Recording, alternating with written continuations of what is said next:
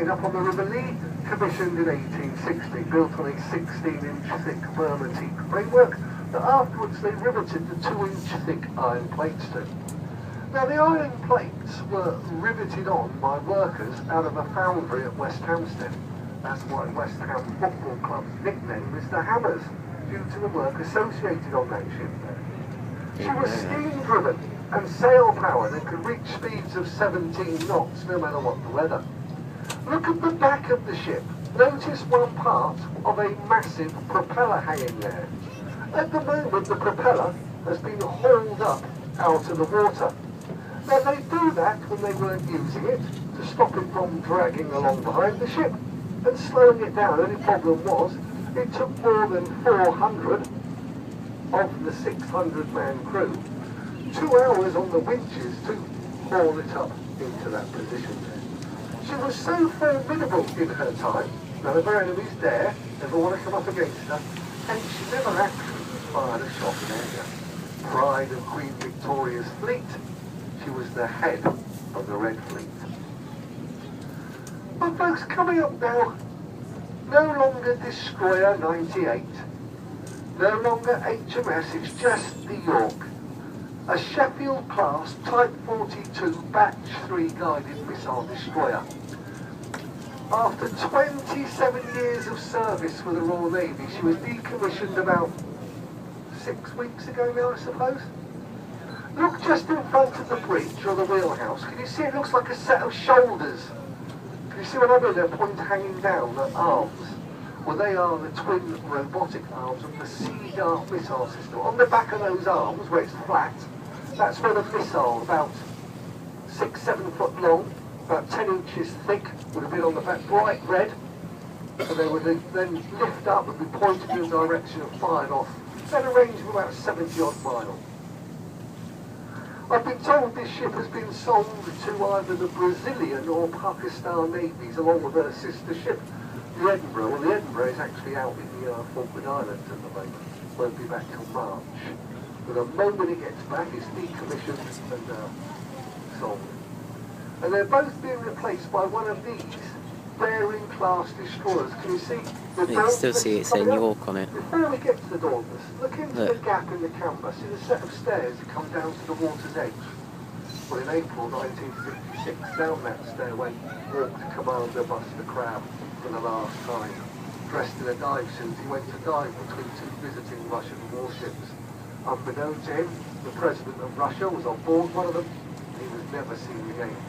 We accused the Russians of foul play. They just accused us of spying, but they always denied any involvement in his disappearance. Well, believe it or not, this is supposed to be one of the most sophisticated warships in the world today. They are daring class, Type 45 destroyers. This one, HMS Dauntless.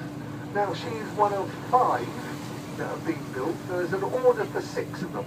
The last one, the Duncan, is being finished off by BAE Systems surface ships up on the Clyde as I speak, due to be delivered here next July. But they reckon they're now costing close to £1 billion each.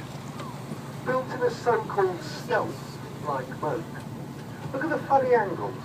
Combine that with a radar reflective coating designed by BAE Systems.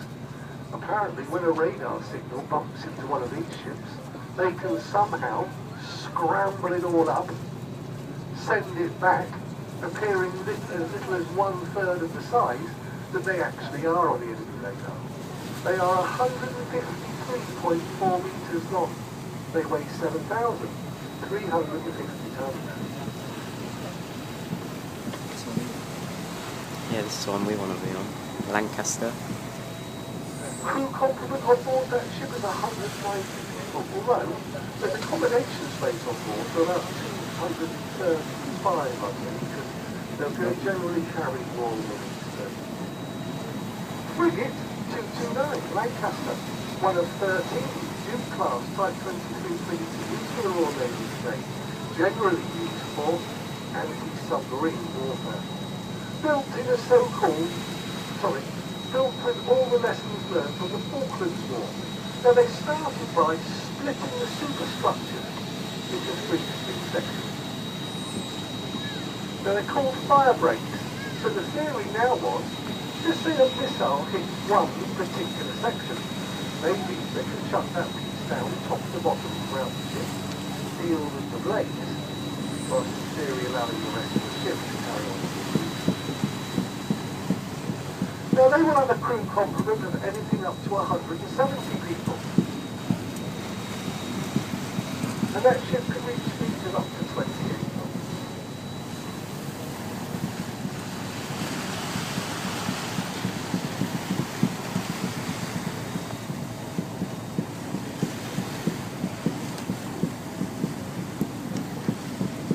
The red buildings are SFM. These red buildings are SFM. This is where you get based at Portsmouth, you know, like if you're an engineer. That's where my dad gets based. Coming down our starboard side, one of the little Ministry of Defence police launches. Now there's about 4 of these police launches in the harbour. They're controlled by the Portsmouth Harbour QA10. Now they're heavily armed police. They all carry the Hector and Cox submachine guns. And they're here 24/7 every single day of the year. Really are valuable service here in Portsmouth Harbour.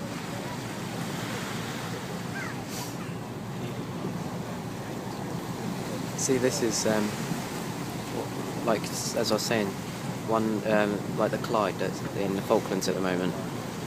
What is it? It's a minesweeper? No, it's a patrol vessel. And the minesweeper's the one in front, the smaller one.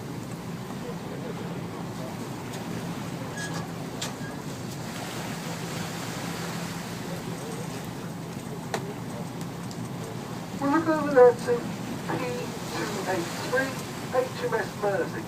She is one of 3 river-class patrol vessels. Now, generally, they use the Mersey for fishery protection work. Can you see those really fast, rigid, inflatable boats or rooms? There's one on the back there, one on the side. Well, they go around UK waters watching foreign and home fishermen alike, making sure everyone's sticking to the EU rules and regs. Now, when they come across a boat they want to check out, they can drop one of those boats in the water really fast.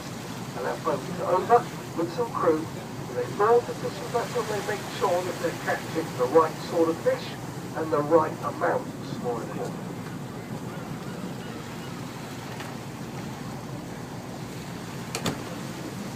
Okay. Thank you very much. Right. Ahead of her, M39, the Hurrah. And she's actually a little minesweeper. From time to time, trawlers and other fishing vessels will pull up old ordnances, even mines from the seabed. These little Tupperware boats, as they're called, because they're fiberglass hull, not metal. They go out and normally with a controlled explosion, they'll deal with the See, look, there's the derrick. out at sea. Out of the harbour. Yeah, there's no one in dry dock.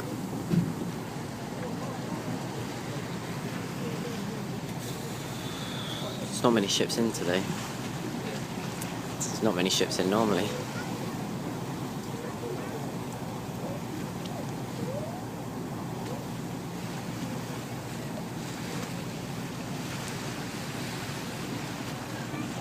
How big in the place? I didn't even realize how big it was. It's really big. And then, yeah. Well, we're coming up to Fountain Lake Corner. Now, Fountain Lake Corner will lead us into Yeah, the that's Fountain endurance. Lake, which is officially the commercial part of Portsmouth.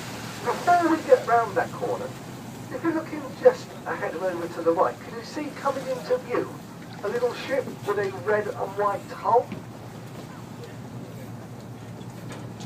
There she is over on the right. Now, up until a few years ago, this used to be our ice patrol ship. It is A171 Enduring. Submarine engine. Now, as I say, a few years ago, they were making a TV documentary all about the ship and its crew when, during routine engine room maintenance, one of the sea inlet valves in the engine room ruptured and they couldn't stop water flooding into the ship. Just before they literally lost all power and sank, the quick thing